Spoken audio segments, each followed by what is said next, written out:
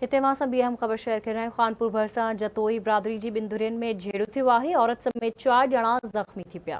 ॻोठ चिमन सुखपुर वारे इलाइक़े में पैसनि जी ॾेती लेती तां झेड़ो थियो आहे। ज़ख़्मियुनि में मुस्मात सोनी ख़ातून, राणो जतोई, ज़ाकिर जतोई, सदाम हुसैन जतोई शामिल आहिनि।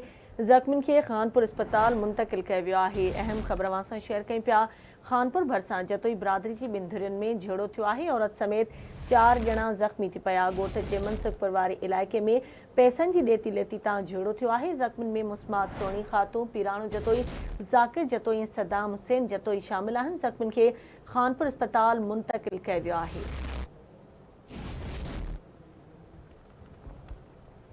खानपुर भरिसां जतोई बिरादरी जी ॿिनि धुरियुनि में झेड़ो, औरत समेत 4 ॼणा ज़ख़्मी थी पिया। ॻोठ चिमन सुखपुर वारे इलाइक़े में पैसनि जी ॾेती लेती तां झेड़ो थियो आहे। ज़ख़्मियुनि में मुस्मात सोनी ख़ातून, पीराणो जतोई, ज़ाकिर जतोई ऐं सदाम हुसैन जतोई शामिल आहिनि। ज़ख़्मियुनि खे खानपुर अस्पताल मुंतक़िल कयो वियो आहे।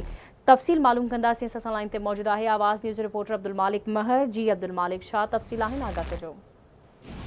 जी बिल्कुल, खानपुर भरिसां रुस्तम थाने जी हद ॻोठ चिमन सुखपुर वारे इलाइक़े में जतोई बिरादरी जी ॿिनि धुरियुनि में पैसनि जी ॾेती लेती जे मामले ते झेड़ो थी पियो आहे।